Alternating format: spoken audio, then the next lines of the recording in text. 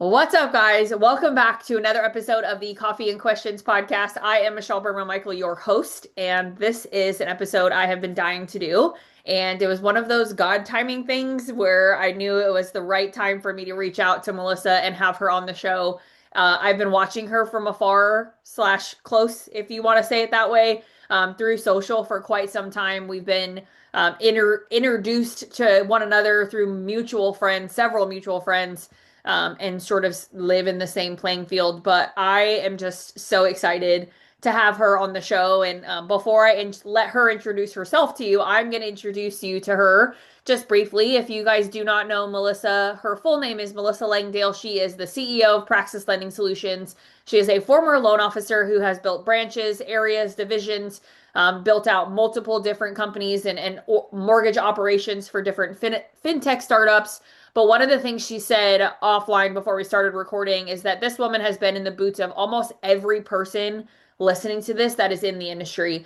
And I couldn't think of a better way to open the floor to you and just say, welcome to the show, Melissa. I'm so excited to have you.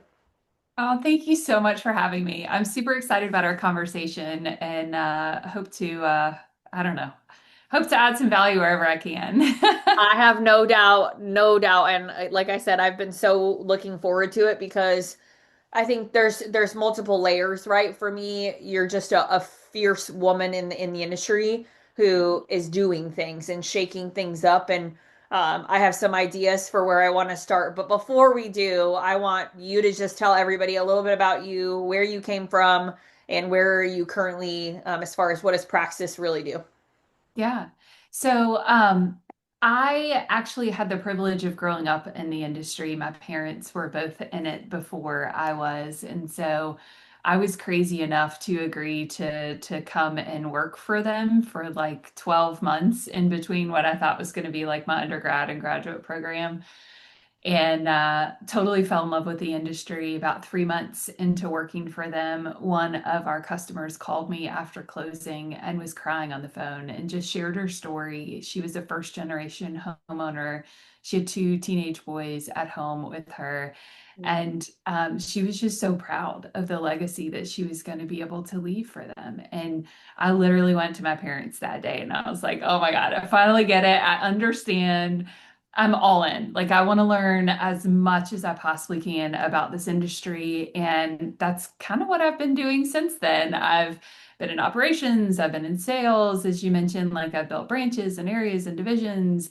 I had the privilege of launching a company for a community bank in North Carolina from the ground up, and then had an opportunity to work for a fintech startup as they kind of built out some of their mortgage operations and prepared for Fannie and Freddie approvals. And so I had the privilege of being really, in a lot of roles and leading a lot of roles within the industry. And I think that that is, and I'll preface all of that before I stepped into my previous role as the president and COO of the Mortgage Collaborative, which is an industry organization. For those of you that don't know, it's an industry organization that kind of brings together executives across the country.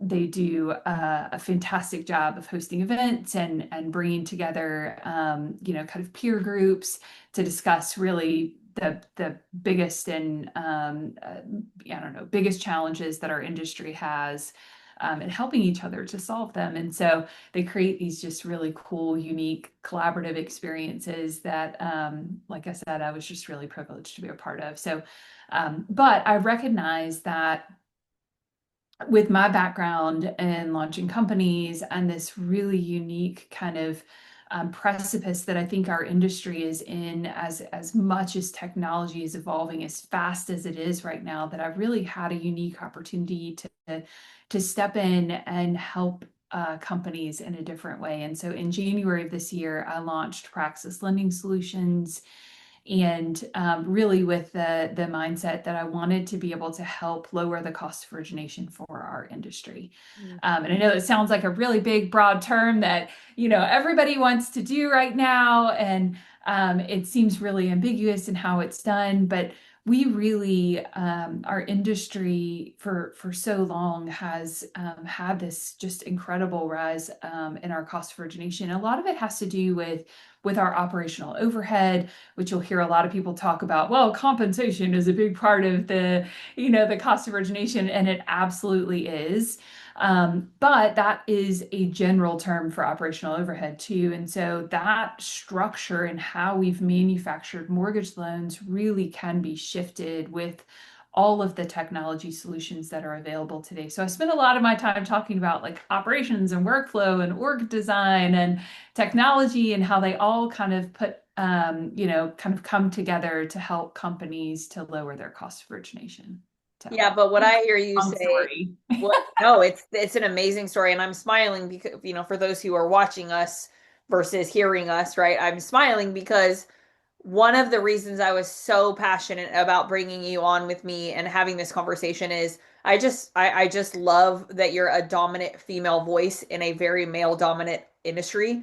But more importantly, you're a female who is moving, like actually doing things, right? And one of the things that I say all the time, I actually just wrote a keynote on this, but motivation comes from movement. When we do something, we get motivated, right? Motivation doesn't come from just sitting behind our desk and being like, I have this idea to start Praxis Lending, or, like maybe I'll do it, maybe I won't, right? It's actual movement when we do something that we can then make adjustments and grow, right? And when I launched Berman Media in 2014, I was 24 years old, had just bought my first house, had way too much money in the bank for a 24-year-old, and was like, oh, I guess I'll buy a house.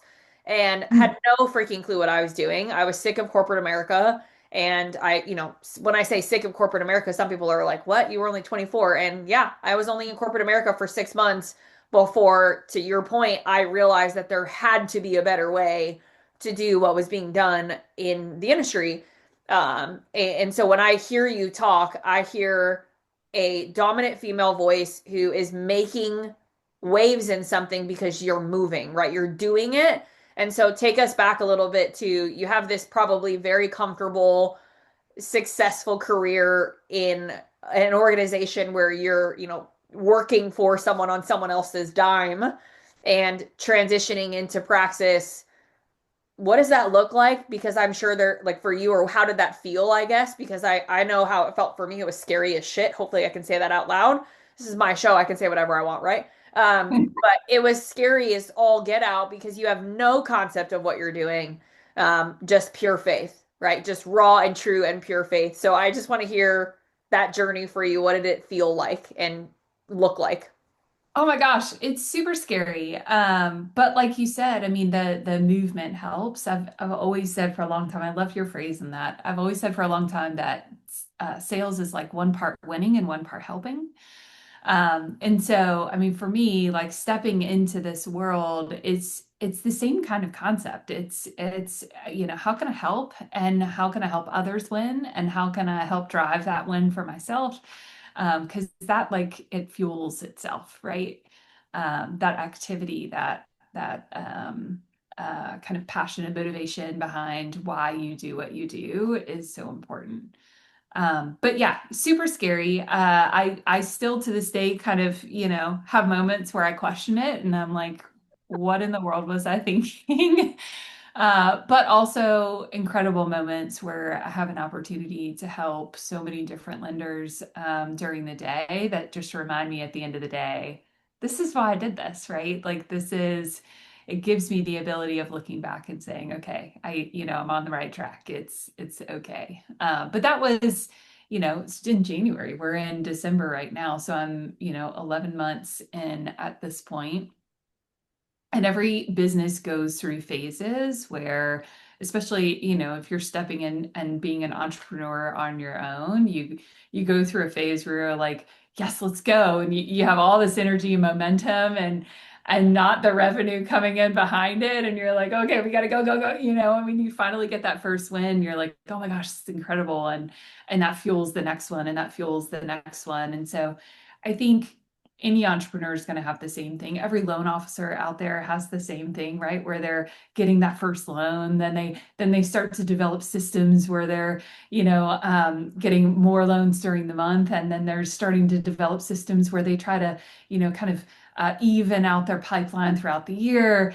And so, I mean, businesses are the exact same way. We go through progress over time and how we, we first launch versus how we begin to operate just evolves over time. So it's a fun journey to be on, and I wouldn't trade it for the world, but it is super scary. Well, I just hear you too, and I think like imagine if I would have figured out or waited, I guess, right, until I was 35 like I am today before I decided to start a company. And instead I was this 24-year-old rebel who was like, no, I'm gonna figure it out, you know?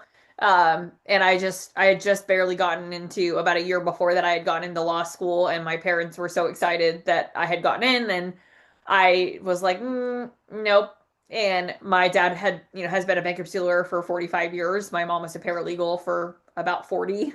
And in my mind, I'm just like, my parents probably think I'm absolutely nuts right now that I'm not going to law school. And I just look back at that and I'm like, if I knew at 24, right, what I know now, and if I would have had a woman of wisdom like you to mentor me back then, like that probably would have changed so many things that I did or mistakes that I would have made and had made back then. But on the flip side, right, how grateful and lucky am I to be 35 and be able to look back and say all of those mistakes and all of the things that I failed at and learned from and taken feedback from mentors I've had, right? Some of my favorite people, right? Cindy Erman being my absolute favorite female in the mortgage industry, who is like my ride or die. Like that woman would jump through hoops of fire for me as I would for her.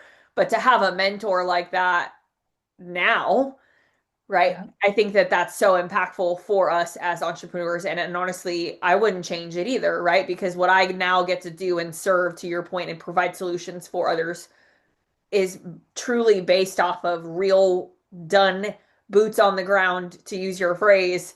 Like I've done all of the things I'm trying to get you guys to do, or my audience to do. And I think that just comes from learned experience, whether it was, holy crap, I'm doing this totally by myself on my own, or in your case, where you had a lot of years of experience before you're like, okay, I'm done doing this for everyone else. I'm now going to go do it for me. Yeah, it's I mean you nailed it. Like I for the longest time I had, well, I need to learn more about this, right? Like I need to know more in this space before I could ever venture out on my own. And so I waited for a long time, before jumping into this space. And everybody's different. I mean, I feel super, super lucky and blessed to be in the space where I can do this today. Um, but yeah, it's a journey for sure. No question. Well, let's talk about prospecting, because anyone who knows me knows that my superpower is prospecting. I feel like I bleed this conversation, right?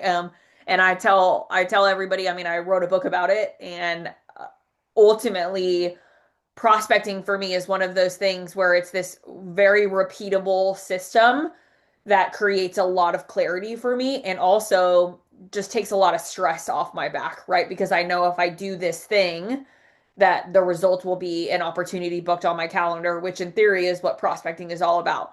But let's go all the way back to maybe December of last year before you made the decision to officially announce Praxis. Did you prospect prior? Like, did you talk to people? And maybe prospect is the wrong word per se for that time frame, but did you tell people that this was what was going to be happening prior so that you kind of hit the ground and ran? Or was January's announcement, oh no, now I need to go get a client? No, January's announcement was, oh no, now I need to go get a client. I think, there's a couple of different strategies. I was at the point in my career where I really and still have a love of the organization that I was at. And so, wanting to do as much as I could for them and to be right by them was really, really important for me. And so I did, have a very clear separation between the two and wanted to have that intentionally because I just felt like I said earlier, it was the right thing to do. Yeah, for sure. Well, tell me about January then. What did that first initial set of messages or phone calls or emails or even text messages, like what did that look like for you? Because the reality is prospecting is a discipline, right? We have to do it. So, what did that whole experience look like for you, and how fast was your first win? Well, I'm very intentional about trying to build a brand, build an identity, and leverage that to help My people to favorite word. know how I can help them, right? And so I launched 3 days before the MBA's IMB conference, which also just happened to be in Austin. And so it worked Far out like more brilliant than I even already thought. I ordered t-shirts. I had outfits for every day that had my full brand on it. I mean, I walked into the conference and everybody knew what the company's name was because I was in it. And so there's things like that that you can do to kind of prepare and build the brand and really to set the stage for when you walk into a room for people to know who you are and what you're offering. Now, I haven't perfected the message. That would be terrible. I've evolved the message over time to where I'm getting clearer and clearer about the value proposition that I have for lenders. Um, but also at the same time, because of my background being as broad as it is, there are lenders that reach out to me for things that I don't tell people that I do, but I absolutely can do to help them. And so, the message behind what I really want to drive from a value proposition has gotten clearer, clearer. I can vividly remember like one of my first meetings with a lender, and he sat down with me and he's like, "Okay, tell me how we can work together." And I was like, "Okay, this is what I'm telling everybody that I can do." And he goes, "So tell me how we can work together." And I was like, "Dang it, I was terrible at that." And so, I think everybody goes through those phases, right? Where you're, especially as you're launching a new brand or you're trying to kind of define your kind of sales process and all of that. So I went through the same thing, and luckily had some incredible people around me that were, kind of guiding me through the process of giving me feedback and helping me to perfect that over time. But that's what the real like first, week looked like. Oh my gosh, I can't. I feel like it was the first several years for me, honestly, of you're getting on a call and someone's like, "So, my least favorite question in the world, right? What makes you different? Or why should we hire you? Or I'm interviewing for other companies. Why would we hire you?" Like just the worst possible question. And I think for you saying the word clarity really stuck out to me because I think that still today, right? Individual LOs, mortgage professionals, I mean, heck, anybody in sales or any form of entrepreneurship. I work with a client right now who's a recruiter for the healthcare industry. And she just added a partner to her team who is a recruiter for the veterinary space or veterinary world, right? Which is a super unique client for me. And honestly, I'm kind of fired up about it. But when I talk to both of them, it's so clear to me how clear they are on specifically who they want to serve.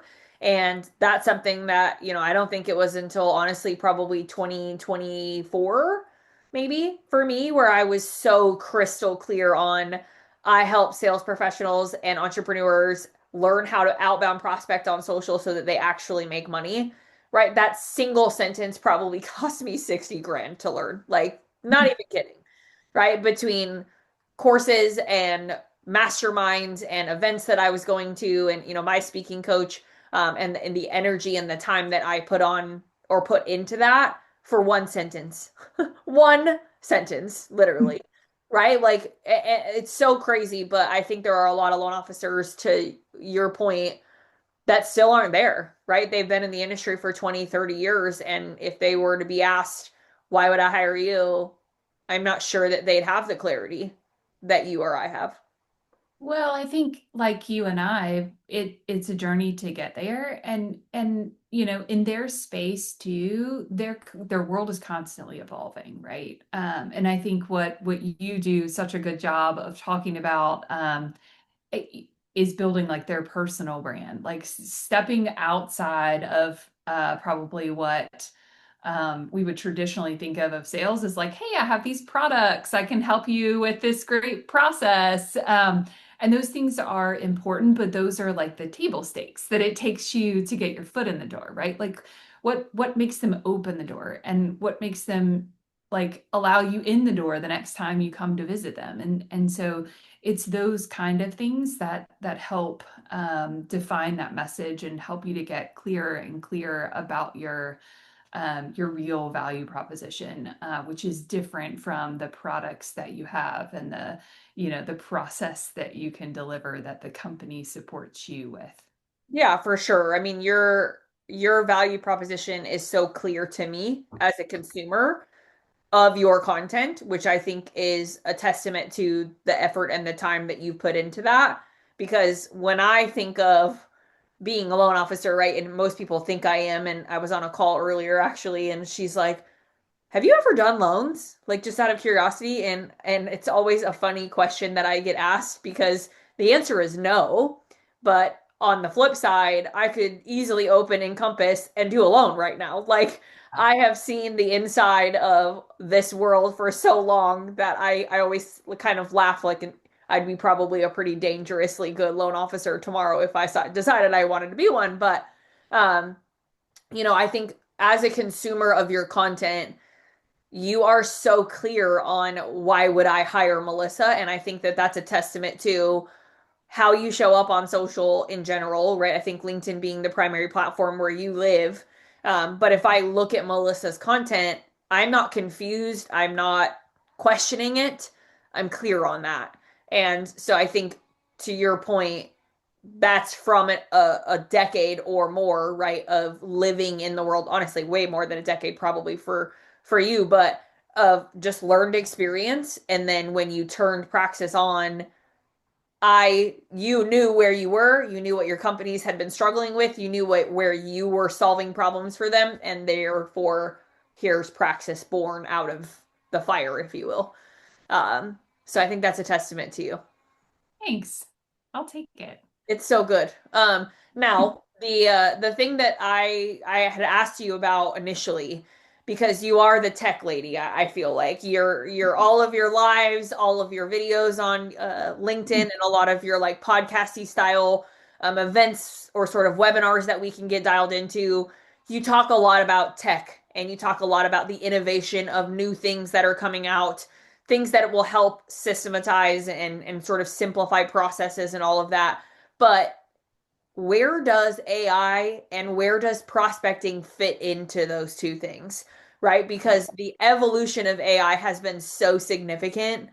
And I swear, just like the last year, Yeah. honestly, that I think a lot of people are misusing it for prospecting specifically. So if we could stay in the prospecting lane specifically for this one thing, because I'm so curious about where your brain wants to go with this, Yes. because you cannot, in your words, right, you cannot use AI to prospect, but why? And then let's dig into that.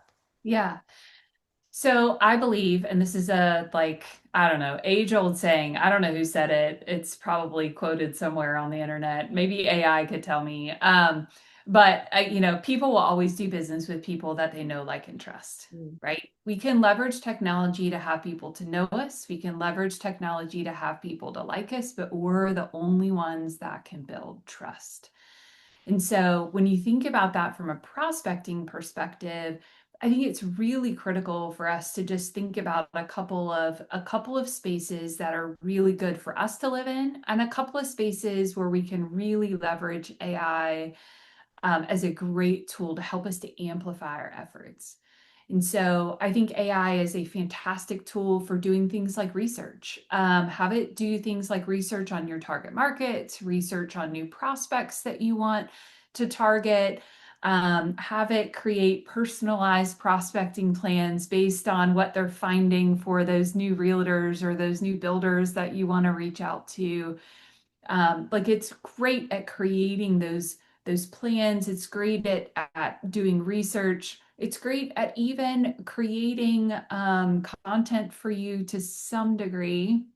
Mm. And I want to have a little bit of a qualifier there because um, it's how you show up here, like face to face, video to video, like person to person, should be the same way that you show up in social, should be the same way that you show up belly to belly, meal to meal, face to face, right? And so I think it's really critical that if you're going to use AI for content generation for social, that you're really intentional about training the AI platform to use your voice. For example, for all of you that know me, know that I'm Southern. If I had an AI platform that said, you guys, nobody would believe it was actually me because I don't actually use those words. In fact, it like hurt a little bit coming out of my mouth. I say y'all all the time, very intentionally, Guys, if you don't because know that's how Melissa, I grew up. don't know Melissa, she lives in Texas, y'all. So, That's right. That's right. And I grew up in the Carolinas. And so my accent's from the Carolinas, but my heart's in Texas right now. And so either way, you're getting Southern. Um, but I use that kind of jokingly for everybody here and intentionally leaning into the Southern thing because your audience, your message, your voice has to be the same in all the places that you're at. Otherwise, it won't it will appear fake. People will see it, people will know it. That will diminish the trust that you're trying to build through all the platforms that you're in. And so I think leverage AI for the things that it's really good at, like that research. It actually is also really good at being a coach. I'll use this as like a cool example for folks. So those of you that are struggling with overcoming objections, or those of you that just maybe haven't made a cold sales call in a really long time. AI is actually fantastic at practicing with you and giving you constructive feedback on the things that you should or could do better to become better at that, whatever that thing is, whether it's overcoming objections or cold calls or whatever the case may be. So it's also a great place for you to try to practice and maybe even leverage as a little bit of a coach. Not full like business coach. I'm not suggesting that by any stretch of the means, but just having a safety net that's like in your own little world that you can like practice with without going out to a referral partner or making that cold call and having that kind of slip up in your message or how you phrase things. You can practice on AI really well. oh my gosh, my husband, so for those people who have listened to the show long enough, they know my husband is a long distance endurance runner, and his first client, he's been coaching him for almost 4 years, just qualified for Boston. And, first of all, that's an incredible feat, regardless. Yeah. Second of all, to be in the youngest age group and qualify is even crazier because it is so hard to qualify. It's like the Olympics, pretty much, of running. I mean, for most of these people. So, but anyways, my husband has this gentleman he's been coaching forever, and he really himself wants to qualify for Boston, and we have this big goal of him being able to do it in 2026. And he was like, "Well, I think it's finally time for me to hire a macro coach." And, I've had a macro coach my last several years, and being 23 plus weeks pregnant at the time of recording this, I've only gained 12 pounds, and that's 100% a testament to counting macros and maintaining my running and my fitness overall throughout my pregnancy. But what I'm saying, or why I'm saying that and bringing it up, is my husband has used ChatGPT as his macro coach. And how is that possible? Because you said this and you said it so well just now, Melissa, of you have to train it, right? You have to speak to it and you have to nourish it's almost like being in a relationship, which might sound weird, but like Yeah. you have to look at ChatGPT, or I don't know if you use a different one, but I use Chat almost entirely. But you have to look at it as this place where I have to feed it information all the time, right? So when I was writing the Black Line, I had to feed it a lot. It was almost like a diary entry, like not even kidding for me when I was going through that experience, because I was like, hold on, I have this idea. Let me give it to this. Hold on, I have another idea. Wait, I don't like the way that sounds. Here's how I want that to sound. And just this constant nourishment over a long sustained period of time. And every couple of days, my husband goes up to his chat GPT and comments and says, this is how I felt in my last run. This is how I felt, with the food deprivation or sort of the deficit that he's in to try to lose a few pounds, right? And it's like this crazy system that can be built into it. But I think a lot of people use it poorly when they just go into it and say, "Can you do this for me?" And then they just take it at face value instead of actually nourishing it over time. Yeah, and I think there's a lot of different tools and ways that you can train, whether you're using Chat or Gemini. I have multiple AI platforms and I use them for different things. Like Chat is my business platform, but Gemini is more personal. And I purposely do that because I'm cheeky. Those of you that can see the sign see that like I'm all about a good mortgage pun. So that says you're not alone. This one says slay all day because it's Christmas and you got to execute, right? And so because of that, my family and I, we play Dungeons and Dragons. My kids are 14. Like anytime I'm going to be able to spend like more than an hour with them, I'm all about. So like they wanted to play Dungeons, I'm all in. But the characters and the all the things that you create for dungeons, for those of you that actually play this game and know, like they're complicated to figure out. So again, I use it for creation of that, but because I'm cheeky, I also put mortgage in my names. So I use Jenny Mage and yeah, Fanny Mage. Good. So like there's things like that. Like I don't want my personal Jenny Mage to like come out in my chat GPT business type of experience. And so I'm very intentional about separating the two, but it's also because I'm very intentional about training my business version of chat because it can be useful for you when you train it to use, to speak like you speak and to analyze things how you would want them to be analyzed. And that's not just necessarily using it as a search engine, right? You don't want to just go in and say, hey, give me the top 10 realtors in my marketplace. Well, you could search that probably through, Google, right? Oh, yeah. But you want to be able to train it on, hey, I'm looking for realtors that do X, Y, and Z, or I'm looking for builders that, produce in these areas and this price point where I've got a unique product that can add value. And then I want you to take those names and all the research that you did and help me to design a prospecting campaign or help me to design a marketing campaign to be able to get in front of them and then stay in touch with them with valuable content over time. Like you can't do that until you've built kind of I use projects within chat a lot so that I segment out the work that I want it to do and get really specific on the directions that I'm giving it within each one of those platforms.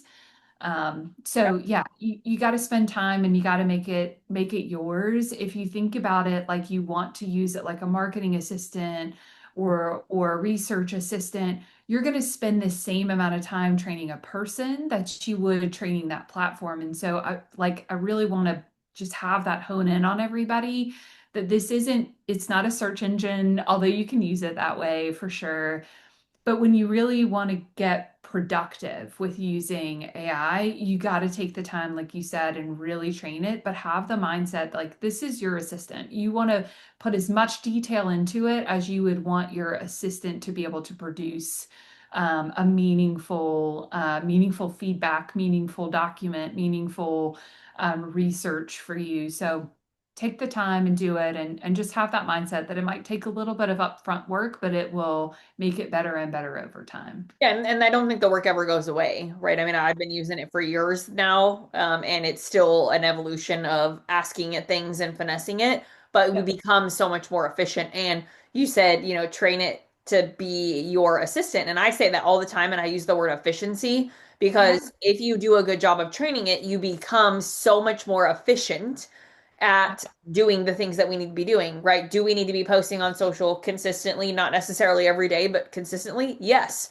right? Do we need to be producing content that's both personal and valuable from a professional standpoint?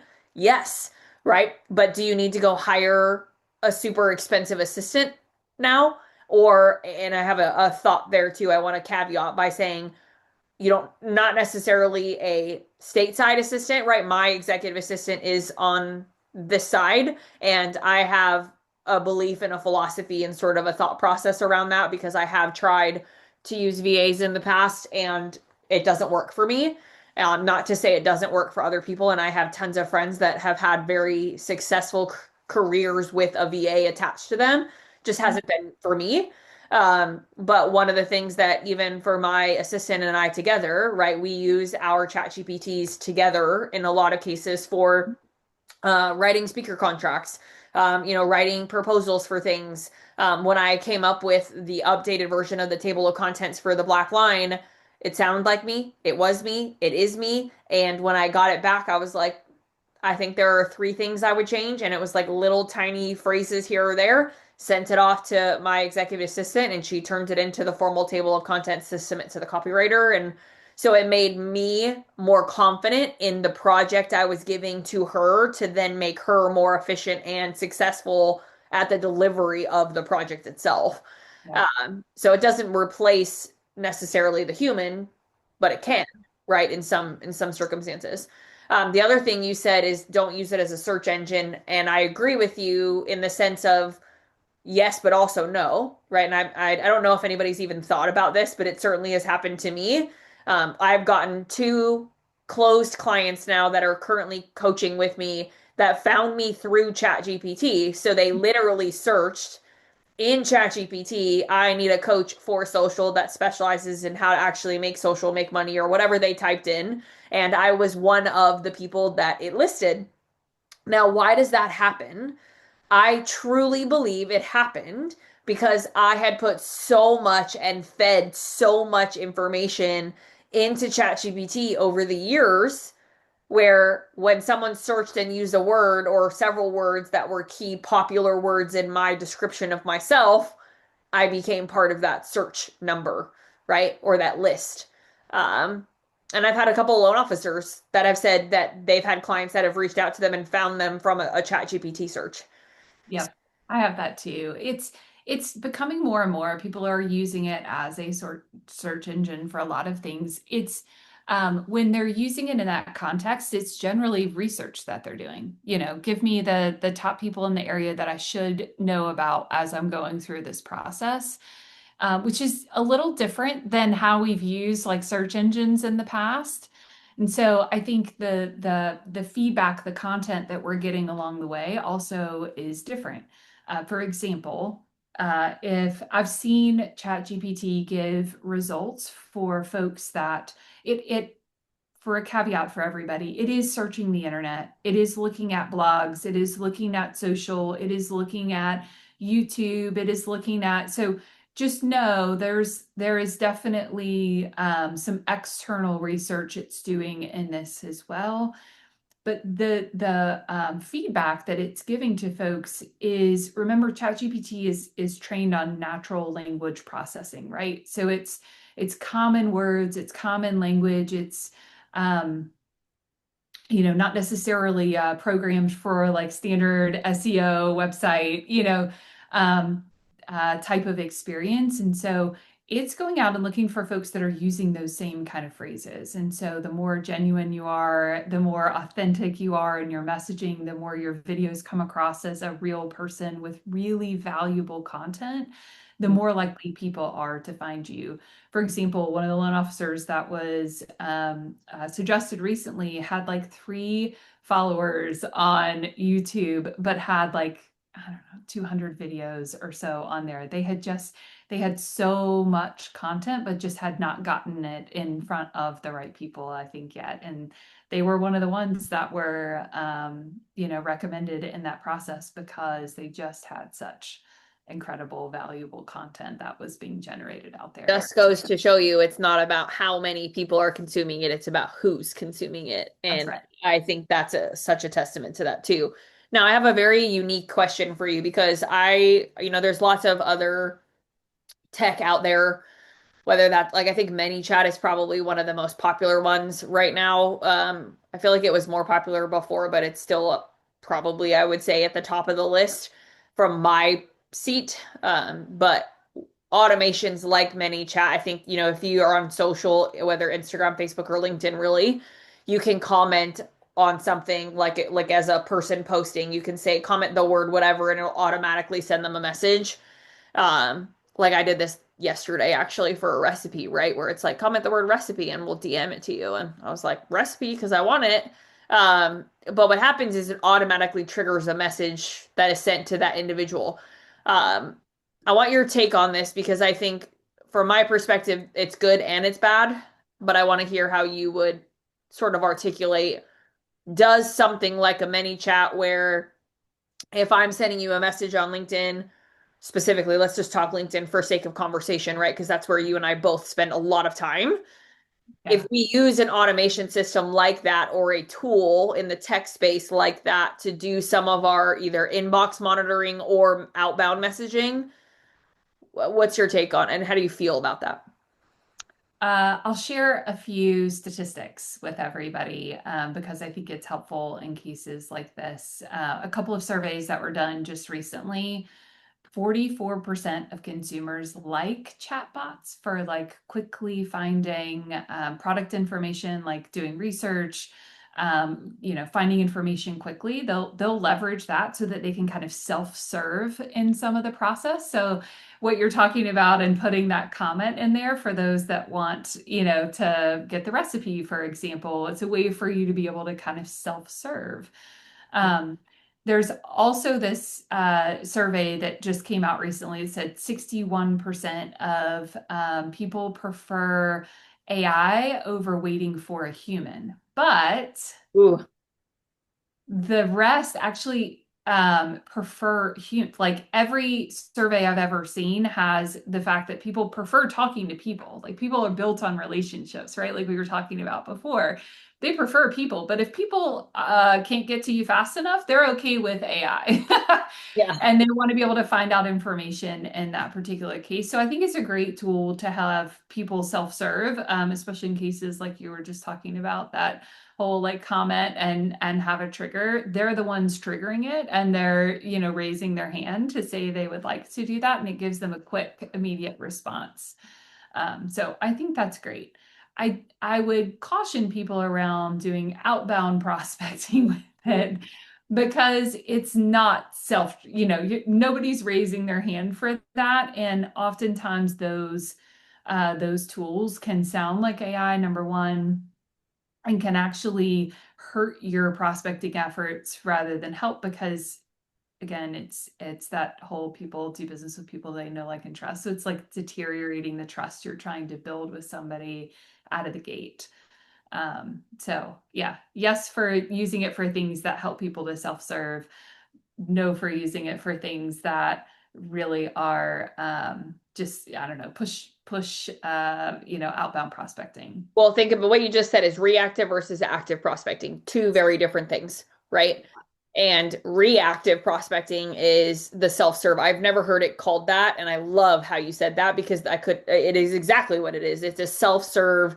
The human who created the piece of content doesn't have to be involved. They can Yeah. wake up in the morning and be like, "Oh wow, I had 17 people that commented the word recipe and now I have 17 new people on my email data or in my email subscriber base because they all requested this thing," right? So from that perspective, to me, that's a reactive form of prospecting because that's the person creating the content, giving someone an ability to get tapped in, but they themselves are not doing anything to initiate the conversation with them aside from just producing the content, sitting back and sort of waiting, right? Yeah.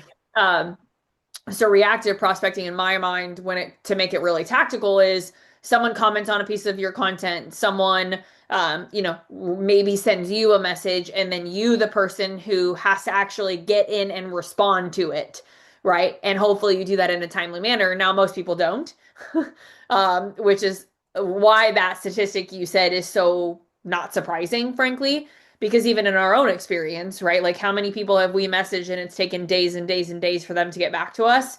Yeah. And there's another flip side to that, right? Like if you have an autoresponder on, turn that freaking crap off because the autoresponder actually keeps it from me or you knowing that someone messaged us. Because if our autoresponders are on, we're not getting triggered that there's a notification in our inbox because the autoresponder did that part for us. So unless we actually open our own messages and see, hey, we had this message from Melissa or Michelle, I now am not seeing it. Yeah. Right. So that's its own problem. So I say all of that to say that that's the reactive aspect of prospecting, which I do believe there is a place for ManyChat and all of these other systems because it is that self-serve sort of idea. I'm going to steal your phrase because that's so good. I feel like I need to record a video about this. Do it. But the proactive piece, like for example, you and I getting together to do this. How would you have felt if you got a message from me, Michelle, who you have had several phone conversations with, know personally, know a lot of people that we share in common? How would you have felt if I used ChatGPT and say, "Can you write up this message about asking Melissa to come on my podcast and send it for me?" Like to you on the receiving end, do you think you would have known, or do you think it would have changed the outcome? I think it would have changed the outcome. And yes, I do think you can always tell. And look, there are some things that AI is really good for in that process. I think a personal outreach with an AI back is really good, right? Saying, hey, like you do the work of building the relationship and helping to ask the question, and then having AI help you to facilitate that scheduling, facilitate the details of that meeting, like those are really great things to delegate to somebody else. Same thing as you consider like, hey, what could I delegate to an assistant? If I were ever going to get an assistant, what would I delegate to them? Those are things that people are normally fine with leveraging AI for. But, if you're going to reach out to me and we already know each other, we've got a relationship. But if you came to me and said something really generic and it wasn't, building on our last conversation, for example, or showing that you actually knew who I was, like there's a lot of people that could be offended by that. And not me, just because, it takes a lot to offend me, but there's a lot of people that would not do business with somebody that did that, right? Because it doesn't show that they know them. It doesn't show that they care enough about the relationship in order to, move it forward. And I'll give you an example. I do for Thanksgiving, because it's just past Thanksgiving. I do thankful calls for everybody that has been on my show, that has done business with me throughout the year. I personally call every single one of them and record a message. Now, of course, 100% I could use AI for that. I can absolutely, have a message sent over from, AI avatar Melissa. It could probably even look like me and sound like me, but it wouldn't have the same like tonation and inflection in my voice that actually shows that I truly, care about their business. I truly care about them taking the time out of their day and their, stepping away from their business to be a part of the things that I'm doing. And so I think it's little things like that that make such a big difference in how we do business with people, like and trust, right? It's that building that trust, that building that relationship that I think goes a long ways. I think people just see right through it, Yeah. frankly. And you just had such a like birthday emails and birthday calls. Oh my gosh. Like I know probably 80% of the ones that I get on my birthday every year are not for me. Uh, Yeah. and they're generated in mass quantity and sent out automatically by an assistant when that assistant opens Facebook and for their, person that they're assisting. And so's birthday today. Great. Use this video, send it to everybody. Like, I think we're trying to easy button ourselves out of relationships way too much. Um, Well, and it, I think it's a good point. I think if we look at, for example, the power of a handwritten note these days, mm, right? yep. The one piece of mail in your mailbox that you can tell is scratchy, the hand, you can just tell somebody actually took the time to actually write that. I think we're going to see a resurgence of some of that in our industry. Right now, we're seeing a lot of success with people using things like voice AI agents, and for a lot of good reasons. They're seeing success in sales conversions. They're seeing success in actually generating activity for a lot of loan officers. Mm. Um, I think that that wave will start to slow down over time and frankly probably diminish to a big extent over time as people start to understand that it is AI and not a person. And people start to get, we already don't answer our phones like because there's so much spam that's coming. I think if you want to be effective, keep the same activity level. And I know we said earlier, like doing the same thing over. We started this whole message with like spinning your wheels and then it's different than, and I don't want people to take that to the extreme. There's a balance in all of this. But I think you should be really clear on the value proposition that you have, and your value proposition is always going to be in building relationships. And if you keep your activity levels in that space, that's what's going to make you successful long term. Well, Uh, I think about the sh show Yellowstone. I don't know if you've seen it, but I've seen all of them, right? And if you go back to the 1880 whatever one, 1923 being the most recent one, I think there's another one coming out like 1944 or something, which is when the daughter grows up, right?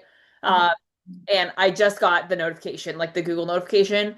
But it's when, if you remember 1923, at the very end, the daughter dies, right? So the wife of Spencer passes away. I'm sorry, the wife passes away, but the daughter lives, and Spencer has to take care of his daughter without his wife. Um, but why am I saying that? The show, every time I listen to it or watch it, I should say, I have this overwhelming feeling of like I was born in the wrong time almost, where like my body is like, oh my gosh, how much simpler things were, how much more normal, I guess, if that's even the right way of saying it. But I think you have, the resurgence statement is so true because in a world that is so full of white noise around this AI situation, I've seen videos on Instagram and Facebook and LinkedIn where it's clearly an AI robot that's got your face on it, but it sort of sounds like you. It definitely looks like you, but the features of the talking are not humanistic, if that makes sense. Like anybody who knows me knows that I talk with my hands and I wear Nikes everywhere I go. Like, so if my AI person doesn't look like that, it's probably not me, right? Now I don't use that, but I have a client who recently came on board who every single video she's posted over the last year was done by AI. And in my mind, I'm like, ew, right? Like, because you're such a good human, you're such an amazing mom and wife, and you love to cook, and like, who are you in all of this? Yeah. And so getting back to the handwritten notes, does it take more time? Sure does. Does it take more time for me to write out a personal message to send to you, Melissa, on LinkedIn because I really want to have you on my podcast? Sure does. Hmm. But does the outcome outweigh the effort? And I would say, my system, my philosophy is one message every day to somebody that you don't know with the intention of using leverage being my favorite word in the English dictionary for a reason, right? But if you use leverage in the message, when you send that single message to someone you don't know every day, the outcome is a full calendar of a ton of new opportunity and a ton of new relationships that you can then continue to nurture and nourish over time. And ChatGPT can't do that for me. Yeah. Well, and I think, okay, so I'm going to level set because I think of it every good leader, it's really important to have like a counter and a point. If at the end of the day you are terrified of video, terrified, right? There is nothing that makes you more uncomfortable than getting in front of a camera. Okay, an AI avatar actually might be okay, right? It might actually help people to see your face and hear your voice, as long as it really is your voice, right? Just record your voice, have an AI avatar over it, right? It's a great way for you to reach the world in a way that makes you very uncomfortable until maybe you can get to the point where you are more and more comfortable with it.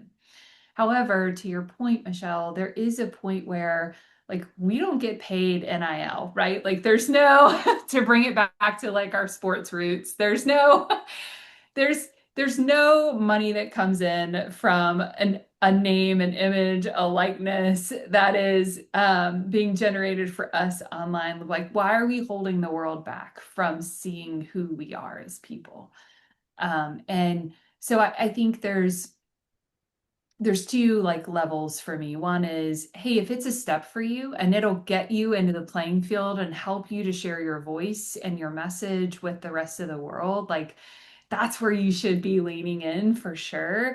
But also get to the point, use it to get to the point where you can share who you are with the rest of the world. I mean, 1,000%. What a great way to end this. I think, I'll finish with this thought.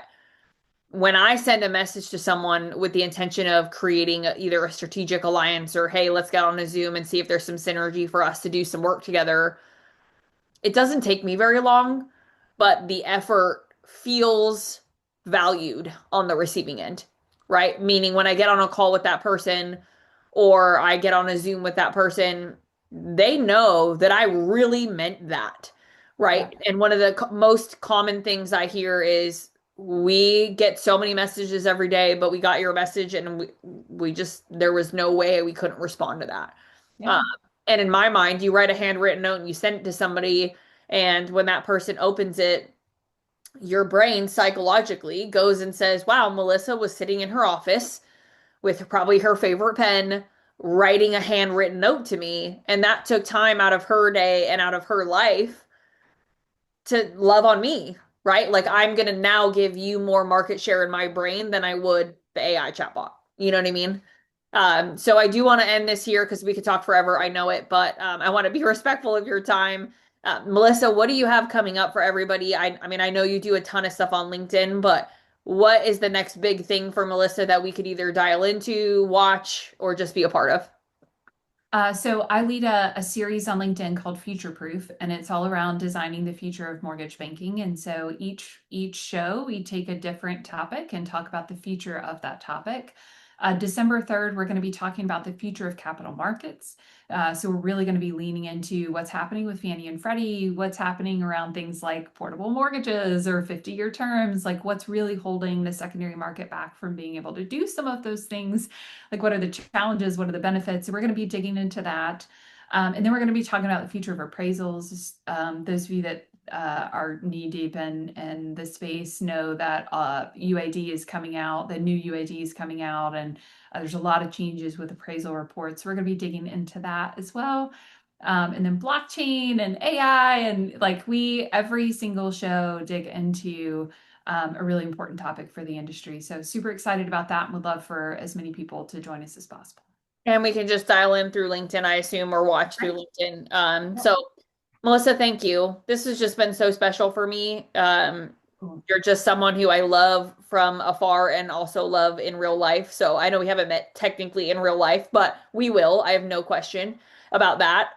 But just thank you for your time. Thank you for just speaking into my community. This is a special project of mine. So having you as part of it is such an honor. Oh, thank you so much for having me. It's been an honor to be here. Thank you.